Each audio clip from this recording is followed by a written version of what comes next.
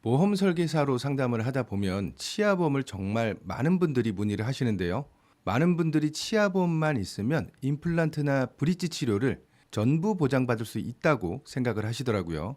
그런데 실제로는 가입하셨다가 보험금이 안 나왔다, 거절됐다, 이런 분쟁 사례들 굉장히 많습니다. 아마 여러분들도 많이 느끼는 부분이라고 저는 생각이 됩니다. 그래서 보험을 싫어하시거나 조금 꺼려 하시는 분들이 많으시죠. 하지만 문제는 대부분 가입하실 때 정확히 어디까지 보장이 되는지 충분히 설명을 듣지 못한 채 가입하신다는 겁니다. 결국 치아보험의 보장 범위를 제대로 이해하지 않으면 매달 돈은 꼬박꼬박 내면서도 정작 중요한 순간에 보험금이 안 나와서 혜택을 못 받는 경우가 정말 많을 수 있다는 겁니다. 그래서 오늘 영상에서는 실제 소비자 분쟁 사례를 중심으로 치아보험에서 자주 발생하는 보험금 거절 사유를 하나씩 자세하게 풀어드리겠습니다. 이 영상을 끝까지 보시면 내가 이미 가입한 치아보험의 보장 조건을 다시 점검할 수 있고요. 새로운 치아보험을 알아보실 때는 어떤 점을 꼭 확인해야 하는지 확실히 이해하실 수 있을 겁니다. 구독과 좋아요 눌러주셨다면 이제 본격적으로 시작하겠습니다. 참고 자료는 2025년 6월 25일 금융감독원 보도 자료이고요. 치아보험 관련해서 주요 분쟁 사례, 소비자 유의 사항에 대한 내용입니다.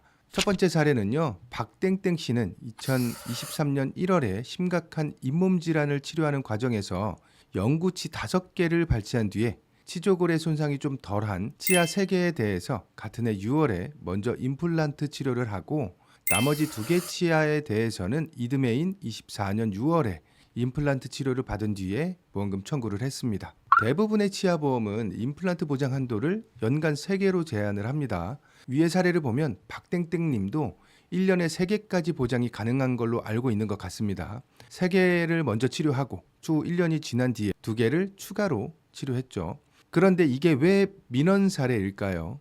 보통 대부분의 보험 소비자분들은 보장이 가능하다고 알고 계실 겁니다.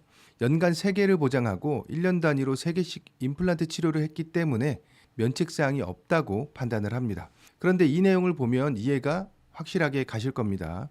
보험회사는 임플란트 치료의 경우 발치한 영구치아를 기준으로 연간 3개까지 보장하며 이에 따라 임플란트 치료를 받은 5개 치아 중 3개 치아에 대해서만 보험금을 지급한다 라고 안내합니다. 이게 무슨 말이냐면 임플란트 기준이 아니고요.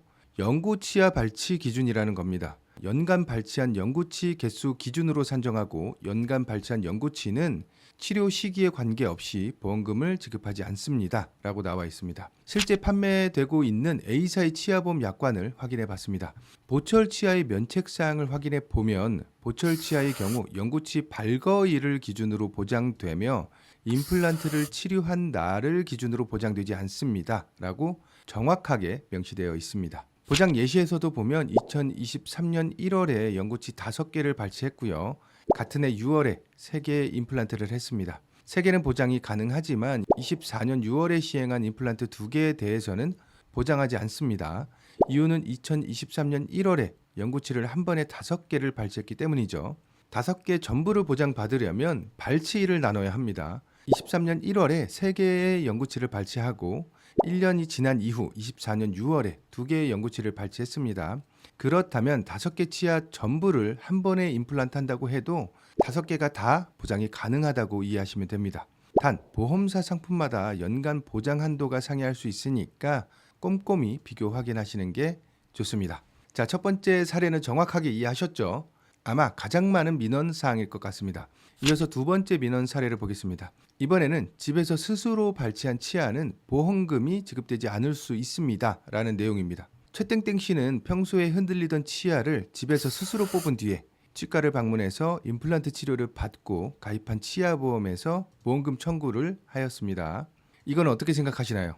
보험금을 줘야 할까요? 안 주는 게 맞을까요? 자, 이 내용을 들으시면 당연히 주는 거 아니야? 이렇게 생각하실 수 있습니다. 실제로 고객분들이 상담 오시면 굉장히 많이들 물어보시는 내용입니다. 임플란트 할 때 보험금 받으려고 보험 가입한 건데 임플란트 했으면 당연히 보험금을 주는 거 아니냐?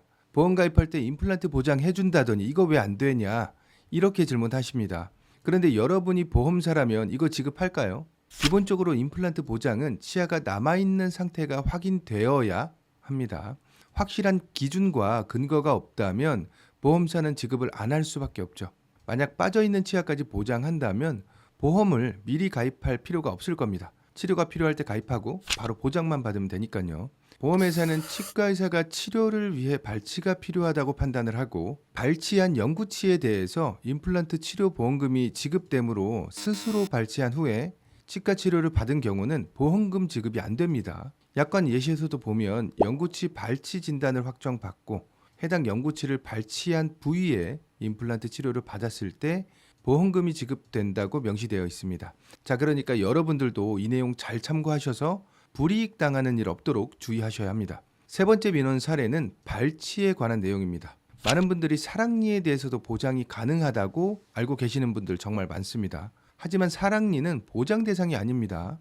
발치 치료를 보장하는 치아보험에 가입한 김땡땡 씨는 사랑니를 발치하고 보험금을 청구했습니다. 보험회사에서 말하는 영구치의 정의는 영구치란 유치가 빠진 후 나는 자연치아를 말합니다. 다만 제3대 구치, 사랑니, 과잉치 및 선천적 기형치아는 제외합니다.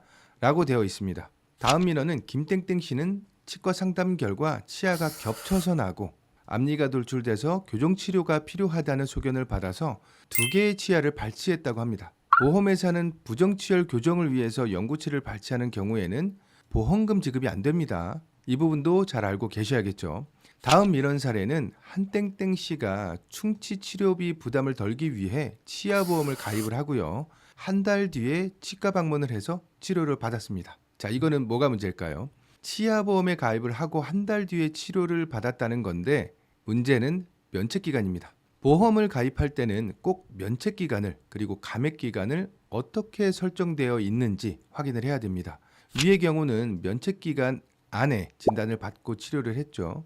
보험을 가입한 이후에 치아우식증을 치료받았더라도 보장개실 이전에 진단 및 치료를 받았으므로 지급은 거절됩니다. 보험 가입 이전 혹은 이후가 아니라 보장개실 이전입니다. 이 부분 정말 잘 체크하셔야 하고요.